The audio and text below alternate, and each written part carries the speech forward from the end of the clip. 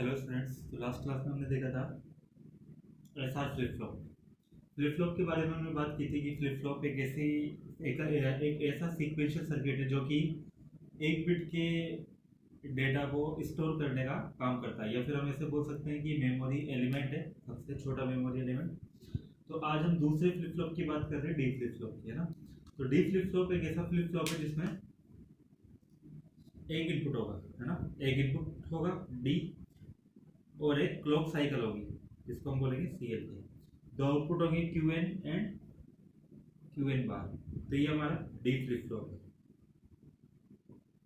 ठीक है। तो ये जो डी फ्लिप फ्लॉप है, इसे डी फ्लिप, यहाँ पे इस डी का मतलब क्या है? इस डी को हम बोलते हैं डिले इनपुट। डिले इनपुट क्यों बोलते हैं? क्योंकि हम देखेंगे यहाँ पर कि ये फ्लिप फ्लॉप के अंदर क्या होता है कि डी की जो भी वैल्यू होगी, है ना, जैसे डी को अगर मैंने 1 कर रखा है तो जैसे ही क्लॉक 1 होगी तो ये QN भी कितना हो जाएगा, डी की जो वैल्यू होगी उसी के बराबर, यानी कि 1 के बराबर। और अगर डी की वैल्यू 0 होगी, डी की वैल्यू 0 होगी तो क्लॉक के 1 होने पर QN अपने आप कितना हो जाएगा, 0, यानी कि QN किसको फॉलो करेगा, डी को। लेकिन कब? जब क्लॉक 1 होगी, क्योंकि हमने फ्लिप फ्लॉप के बारे में देखा था, लेच और फ्लिप फ्लॉप में जो डिफरेंस था वो यही था कि लेच में जैसे ही इनपुट आता है तो आउटपुट अपडेट हो जाता है, लेकिन फ्लिप फ्लॉप के अंदर फ्लिप फ्लॉप क्लॉक सिग्नल के 1 होने का या एक्टिव होने का वेट करता है। और जब ये एक्टिव होता है तो उस मोमेंट पे जो इनपुट होगा उसी के मतलब उसी के आधार पर आउटपुट आपका क्या हो जाता है, अपडेट हो जाता है ना। तो ये सब चीजें हमने देखी थी किसके बारे में। तो यहाँ पर भी यही है कि डी फ्लिप फ्लॉप को हम क्या बोल रहे हैं, यहाँ पे डी फ्लिप फ्लॉप का मतलब क्या है, डिले फ्लिप फ्लॉप। अब इसे डिले फ्लिप फ्लॉप क्यों बोल रहे हैं? क्योंकि देखिए आउटपुट की वैल्यू हमेशा ही डी के बराबर है ना, हमेशा ही डी के बराबर होगी। डी की वैल्यू जैसे जैसे चेंज होगी तो QN की वैल्यू भी वैसे वैसे चेंज हो जाएगी। लेकिन क्योंकि डी फ्लिप फ्लॉप के अंदर कुछ कंपोनेंट्स होंगे, कुछ यहाँ पे गेट्स वगैरह होंगे, हम देखेंगे जैसे हमने एसआर फ्लिप फ्लॉप में देखा था कि वहाँ पे 4 नैंड गेट काम में आए थे। एक यहाँ पे नैंड गेट, एक यहाँ पे, इसका आउटपुट हमने यहाँ पे लगाया था और इसका आउटपुट हमने यहाँ पे लगाया था, और यहाँ पर हमने एक और नैंड गेट का उपयोग किया था, और यहाँ पर भी हमने एक और नैंड गेट का उपयोग किया था।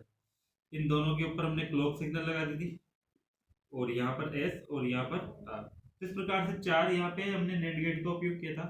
अब S और R के लगा देने पर इन इन गेट्स का कुछ ना कुछ प्रोपेगेशन टाइम होगा। प्रोपेगेशन टाइम का मतलब इनके इनपुट आने पर और आउटपुट आपके जनरेट होने पर दोनों के बीच में एक फिक्स आपका टाइम डिफरेंस होगा, यानी कि थोड़ा डिले होगा। तो मतलब ऐसा नहीं होगा कि ये इनपुट यहाँ पर प्रेजेंट होते ही हाथों हाथ ही आपको यहाँ पर रिजल्ट दे देगा।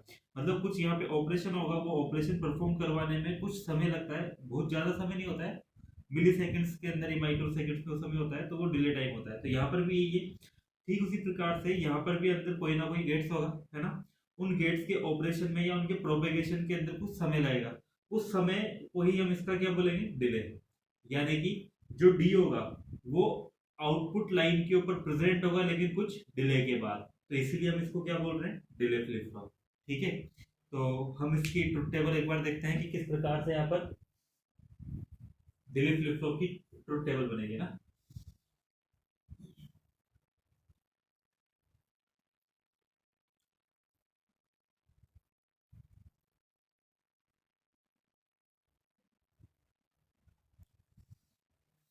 तो देखिए सबसे पहले हम इसकी देखते हैं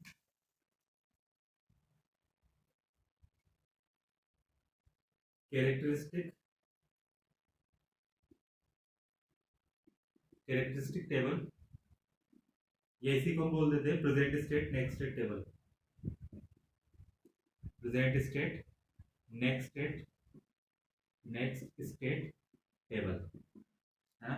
तो present state next state table का मतलब क्या होता है कि हमें प्रेजेंट स्टेट पता होगी, इनपुट पता होगा, तो उसके अकॉर्डिंग हम देखेंगे कि आउटपुट क्या होगा, है ना। तो हम देखते हैं यहाँ पर मैंने मान लिया ये हमारा QN क्या है, प्रेजेंट स्टेट को रिप्रेजेंट कर रहा है, डी इनपुट डिले इनपुट को रिप्रेजेंट कर रहा है, QN+1 नेक्स्ट स्टेट में आउटपुट को रिप्रेजेंट कर रहा है या नेक्स्ट स्टेट को रिप्रेजेंट कर रहा है, और ये QN+1 इसका इन्वर्टेड रूप। देखिए दो इनपुट है तो कॉम्बिनेशन हमारे पास 4 हो जाएंगे, 0 1 0 1, फिर 2 बार 0 2 बार 1। देखिए डिले इनपुट या डिले फ्लिप फ्लॉप की हम बात करें तो आउटपुट हमेशा ही, और यहाँ हमने माना हुआ है कि CLK की वैल्यू कितनी है, यानी क्लॉक हमेशा कितना है, 1, है ना। क्योंकि क्लॉक 0 होगा तो फिर आउटपुट आपका चेंज नहीं होगा, वो वैसे का वैसे ही रहेगा। तो क्लॉक को हमें यहाँ पे कितना रखना है 1। डिले फ्लिप फ्लॉप के बारे में हमने देखा था कि आउटपुट हमेशा डी को ही फॉलो करता है, वो मतलब प्रीवियस स्टेट क्या आती है इस बात पर डिपेंड नहीं करता है ना। जैसे डी 0 है तो आउटपुट भी कितना हो जाएगा 0 और ये 1। डी 1 हो गया तो ये भी 1 और ये 0। डी अगर 0 है तो ये वापस से 0 और यहाँ पर 1। डी वापस से 1 हो गया है तो ये 0। मतलब आउटपुट जो होगा वो केवल डी को ही फॉलो करता जाएगा, है ना। इसीलिए हम इसको क्या नाम दे रहे थे, डिले फ्लिप फ्लॉप। आउटपुट जो है वो डिले इनपुट को फॉलो तो करेगा लेकिन एक निश्चित डिले या टाइम इंटरवल के बाद, है ना। तो इसीलिए हम इसको क्या बोल रहे थे, डिले। तो ये इसकी present state next state table है। अब हम इसके बारे में देखते हैं कि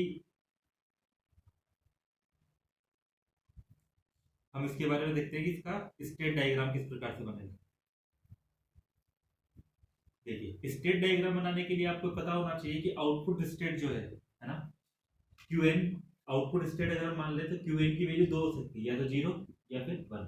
तो यानी कि मतलब जो डिले फ्लिप फ्लॉप है या तो 0 स्टेट में होगा या 1 स्टेट में होगा। तो मैंने इसी स्टेट को यहाँ बना दिया 0 स्टेट है और ये 1 स्टेट। यानी कि इन स्टेट का मतलब क्या है, इस स्टेट का मतलब ये है कि यहाँ पर क्यूएन की वैल्यू कितनी होगी, क्यूएन कितना होगा 0 और क्यूएन बार कितना होगा 1। और इस स्टेट में होने का मतलब क्या है, फ्लिप फ्लॉप के लिए क्यूएन की वैल्यू कितनी होगी 1 और क्यूएन बार कितना होगा 0। तो ये अब हम मान लेते हैं कि स्टेट में यहाँ से यहाँ ट्रांजिशन कब होगा। ये ट्रांजिशन होने का मतलब क्या है, अभी पहले प्रीवियस स्टेट ये थी, अब नेक्स्ट स्टेट ये हो जाएगी। नेक्स्ट स्टेट पे 1 होगा तो वो कब होगा, जब डी बराबर कितना हो 1, क्योंकि जो डी होगा वही इस चीज को फॉलो करता जाएगा ना। डी बराबर 1 हो, या इसको हम लिख सकते हैं सिंपल डी द्वारा, है ना। और अगर ये 1 से 0 पे आता है, इसकी स्टेट में ये ट्रांजिशन होता है, तो प्रीवियस स्टेट इस वाले केस में कितना है 0 सॉरी 1 और नेक्स्ट स्टेट कितनी है 0। तो नेक्स्ट स्टेट 0 कब होगी, जब डी बराबर कितना हो 0, या इसी को हम लिख सकते हैं डी बार के द्वारा।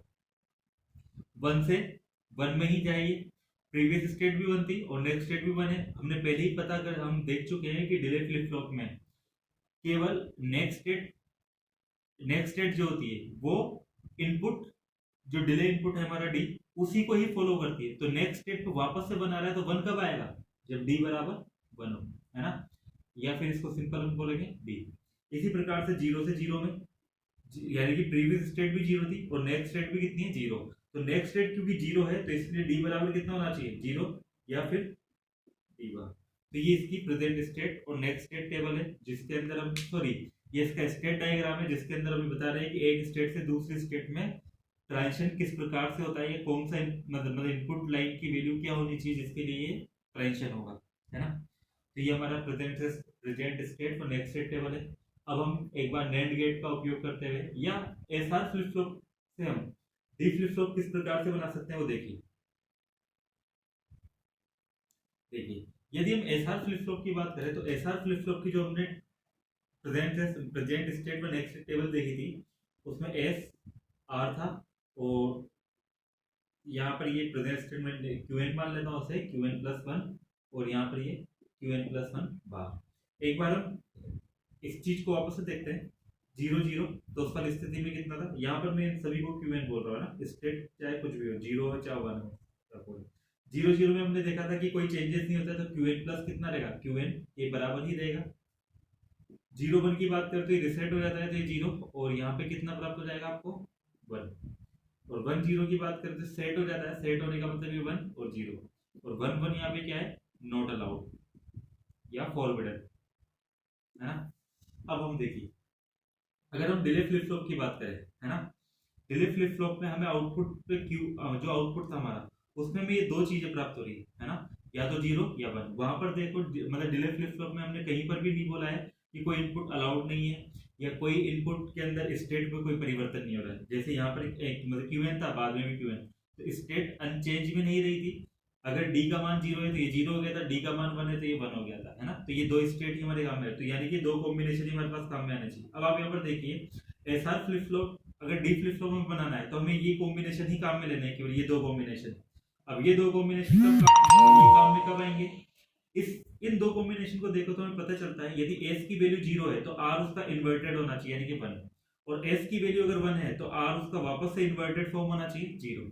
तो इसलिए हम बोल सकते हैं कि डिले फ्लिप फ्लॉप अगर हमें बनाना है तो उस वाले केस में जो एस पर जा रहा है उसका ठीक इन्वर्टेड फॉर्म आर पे जाना चाहिए, ठीक है ना। तो ये चीज कैसे प्राप्त होगी हमें, तो वो चीज हमें इस टाइप से प्राप्त हो जाएगी, ये एस, ये आर, और ये क्यू एन, और ये क्यू एन बार, और यहाँ पर हमने क्लॉक पल्स लगा दी सी एल के, यहाँ पर ये एस आ रहा था, एस पे मैंने लगा दिया कौन सा, डिले इनपुट। अब क्योंकि एस पे डी गया है तो आर पे क्या जाना चाहिए, डी का इन्वर्टेड फॉर्म। तो इन्वर्टेड फॉर्म कब जाएगा, जब मैं यहाँ पे नोट गेट लगाऊंगा, और ये यहाँ पर अपने आप। अब देखिए डी की वैल्यू 1 होगी तो एस पे तो कितना चला जाएगा 1, और डी पे कितना चला जाएगा, यहाँ पे कितना चला जाएगा, आर पे कितना चला जाएगा 0, और आर पे 0 जाएगा तो 1 0 वाली फॉर्म कौन सी केस होगी, ये वाला। तो आउटपुट कितना जनरेट होगा 1, तो ये क्यू एन कितना हो जाएगा 1, और क्यू एन बार अपने आप कितना हो जाएगा इसका इन्वर्टेड 0। इसी प्रकार से अगर मैं इसको 0 कर देता हूँ तो यहाँ पर देखिए ये एस पे कितना जाएगा 0, और इन्वर्ट होकर ये कितना जाएगा यहाँ पे 1, तो 0 1 यानी कि ये वाला केस, और ये वाला केस होगा तो नेक्स्ट स्टेट कितनी रहेगी 0। तो ये इस प्रकार से डिले इनपुट आपका काम करना शुरू कर देगा, यानी कि एस आर फ्लिप फ्लॉप से यदि हम डी फ्लिप फ्लॉप अगर बनाना चाहते हैं तो एस इसकी जो इनपुट लाइन है इससे हम इसको इन्वर्टेड करके आर पे लगा देंगे, है ना, नोट गेट का उपयोग करते हैं। तो इससे हमारा ये एस आर फ्लिप फ्लॉप के द्वारा डी फ्लिप फ्लॉप बन जाएगा, ठीक है। अब जैसे क्योंकि एस आर फ्लिप फ्लॉप का डायग्राम हमने नैंड गेट के द्वारा देखा था, तो अब हम डी, क्योंकि और हम एस आर फ्लिप फ्लॉप के द्वारा डी फ्लिप फ्लॉप बना पा रहे हैं यहाँ पे, तो हम डी फ्लिप फ्लॉप का निर्माण भी किसके द्वारा करेंगे, नैंड गेट के द्वारा करके देखेंगे एक बार, है ना। तो पहले मैं एक बार एस आर फ्लिप फ्लॉप का डायग्राम बनाता हूँ, किसके द्वारा, डी फ्लिप फ्लॉप के द्वारा। फिर एस और आर के बीच में एक नॉट गेट लगा देंगे तो उससे डी फ्लिप फ्लॉप बन जाएगा ना। तो यहाँ पर सबसे पहले हम एस आर फ्लिप फ्लॉप बना रहे हैं नैंड गेट का उपयोग करते हैं, जो हम लास्ट क्लास में ही बना चुके हैं। इसके लिए हम यहाँ पे 2 नैंड गेट का उपयोग करते हैं, ठीक है। यहाँ पर जो आउटपुट होता है उसको हम इस जगह पर अप्लाई करते हैं, और इस वाले आउटपुट को हम कहाँ पर अप्लाई करते हैं, यहाँ पर, ठीक है। फिर एक और नैंड गेट का हम उपयोग करते हैं यहाँ पर एस आया था और यहाँ पर आर, और दोनों पर कॉमन रूप से हमने क्या लगाई थी, क्लॉक सिग्नल सी एल के। ये कितना था क्यू एन, और ये कितना था क्यू एन बार, ठीक है। तो ये हमारा कितना था, क्या था हमारा एस आर फ्लिप फ्लॉप। अब क्योंकि हमें पता है कि एस आर फ्लिप फ्लॉप से अगर हमें डी फ्लिप फ्लॉप बनाना है तो उसके लिए हमें क्या काम करना पड़ेगा, एस और आर के बीच में एक नॉट गेट लगाना होगा। तो हम यहाँ पर एक नॉट गेट लगा देंगे, ठीक है, और यहाँ पे क्या लगा देंगे, इनपुट डी। तो अब हमारा ये क्या बन गया, डी फ्लिप फ्लॉप, यानी कि डी फ्लिप फ्लॉप कौन सा है, ये पूरा आपका डी फ्लिप फ्लॉप। ये डी फ्लिप फ्लॉप का डायग्राम है या लॉजिक डायग्राम है, किसके द्वारा, नैंड गेट का उपयोग करते हुए, ठीक है। तो ये हमारा डी फ्लिप फ्लॉप है, इसको हम वेरीफाई भी कर सकते हैं। जैसे मैं फर्स्ट केस ले रहा हूँ कि डी की वैल्यू मैंने कितनी ले ली, डी की वैल्यू मैंने कितनी ले ली 1। अब क्योंकि मैंने डी 1 ले लिया तो ये इन्वर्ट होकर यहाँ कितना जाएगा 0। तो इस वाले एंड गेट पर एक इनपुट कितना हो गया 0, और क्योंकि क्लॉक को तो हम कितना रखेंगे 1, तो यहाँ भी कितना रहेगा 1, यहाँ 0 और यहाँ 1। 1.1 कितना होता है 1, लेकिन ये नेट गेट है तो उल्टा हो जाएगा उसका, यानी कि 1.1 का बार 0 की 0। यहाँ पर 1.0 कितना होता 0, लेकिन यहाँ बार है तो बार कितना हो जाएगा 1। तो इसका एक इनपुट पर 0 चला गया। नेट गेट के लिए, एंड गेट के लिए पता है कि यदि एक भी इनपुट 0 हो जाता है तो आउटपुट कितना, और यहाँ पे कितना रहा होगा वैसे क्यू एन बार, और इधर से कितना रहा होगा क्यू एन। अब जब इसका नेट ऑपरेशन करेगा तो 0.qn, एक इनपुट 0 हो चुका है तो ये फाइनली कितना होना चाहिए था 0, लेकिन ये नैंड गेट है तो इन्वर्टेड फॉर्म होगा, तो 0 का इन्वर्टेड फॉर्म कितना हो जाएगा 1। और यहाँ पर ये 1 जब यहाँ पर आएगा तो क्यू एन बराबर कितना हो जाएगा 1, तो 1.1 होना चाहिए था जो कि 1 हो जाना चाहिए था, लेकिन नैंड गेट है तो इन्वर्टेड फॉर्म लेगा तो ये कितना हो जाएगा 0। तो डी के 1 होने पर क्यू एन कितना हो गया 1, और क्यू एन बार इसका इन्वर्टेड फॉर्म 0। इसी प्रकार से हम डी बराबर 0 के लिए भी इसको वेरीफाई कर सकते हैं ना। तो ये हमारा क्या है, डी फ्लिप फ्लॉप है किसके द्वारा, ये हमारा डी फ्लिप फ्लॉप है नैंड गेट का द्वारा। अब हम लास्ट इसमें देखेंगे एक्साइटेशन टेबल या एप्लीकेशन टेबल। देखो ये एप्लीकेशन टेबल का उपयोग कहाँ पे किया जाता है, क्या होती है, ये हम अभी देखते हैं, ठीक है। देखो एप्लीकेशन टेबल या excitation table D flip flop के लिए,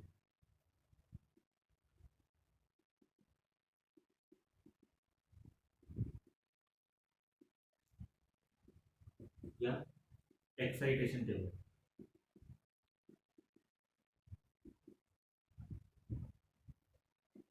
ठीक है।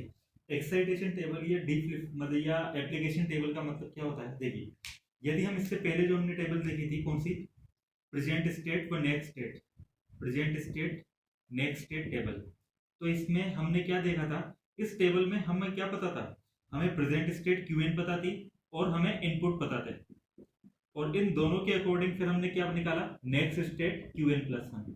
ये टेबल ये बताती है ना, present state next state table क्या बताती है कि आपको क्यूएन पता होगा, इनपुट पता होगा, और इसके आधार पर फिर आप पता करोगे क्यूएन प्लस वन क्या होना चाहिए। ठीक है, अब हम एप्लीकेशन टेबल या एक्साइटेशन टेबल में क्या काम करेंगे, इसमें इसमें हमें प्रेजेंट स्टेट क्यूएन पता होगी और next state QN plus one भी पता होगी, और इसके आधार पे फिर हम ये पता करेंगे कि इसमें इनपुट की वैल्यू क्या होनी चाहिए, है ना, कि अगर प्रेजेंट स्टेट इतनी है और नेक्स्ट स्टेट इतनी है तो उसके आधार पे इनपुट क्या होना चाहिए। तो उस चीज को रिप्रेजेंट करने वाली जो टेबल होती है उसको हम क्या बोलते हैं, एप्लीकेशन टेबल या एक्साइटेशन टेबल। ठीक है, ये हम अभी देखते हैं।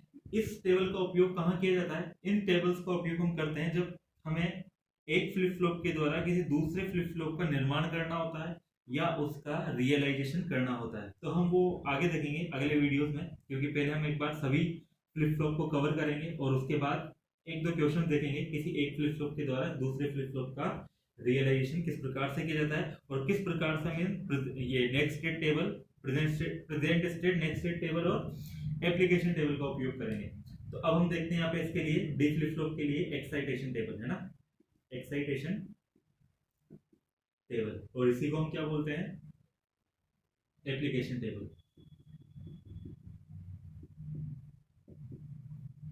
तो ये किस प्रकार से बनाएंगे ना, तो हमें क्या पता होगा, क्यूएन यानी कि प्रेजेंट स्टेट पता है, नेक्स्ट स्टेट पता है, क्यूएन प्लस वन, इनका इन्वर्टेड फॉर्म तो जैसे में क्यूएन बार यहाँ पे शो करने की जरूरत नहीं है, क्यूएन प्लस वन बार भी शो करने की जरूरत नहीं, क्योंकि वो हमें पता है वो इनका इन्वर्टेड फॉर्म ही होगा। और यहाँ पर हम देखेंगे कि इसके आधार पर डी क्या होना चाहिए। तो देखिए 0 से 0 हो गया, फिर 0 से 1 हो गया, 1 से 0 हो गया और 1 का 1 ही रहा। ठीक है, अब देखिए डिले फ्लिप फ्लॉप में हमने देखा था कि फ्लिप फ्लॉप क्या काम करता है, जो भी डी होता है उसी को फॉलो करता है, यानी कि क्यूएन प्लस वन की वैल्यू कितनी होती है, वही होती है जो डी की होती है ना। तो इसका उल्टा भी ठीक होगा कि क्यूएन प्लस वन की जो वैल्यू है वही डी की वैल्यू होनी चाहिए, क्योंकि क्यूएन प्लस किसको फॉलो करा है, डी को। तो यानी क्यूएन प्लस वन की वैल्यू यहाँ पर 0 है तो डी भी यहाँ पे कितना होना चाहिए, 0। क्यूएन प्लस वन यहाँ पे कितना है, 1 है, तो डी भी कितना होना चाहिए, 1। 1 होगा तभी तो ये इसको फॉलो करके कितना हुआ, 1 हुआ। यहाँ 0 है तो ये 0, 1 है तो 1। तो ये इसकी present state next state table है। ठीक है, तो इस प्रकार से इसकी हमें यहाँ पे टेबल प्राप्त होती है ना। अब हम एक बार इसके लिए डी के लिए हम वैसे अगर हम के मैप के द्वारा डी की वैल्यू मतलब पता करना चाहें, है ना, कि डिले इनपुट कितना होना चाहिए या फिर क्यूएन प्लस वन की वैल्यू, चलो छोड़िए सब। तो ठीक है दोस्त, मतलब फ्रेंड्स ये हमारा यहाँ पर डी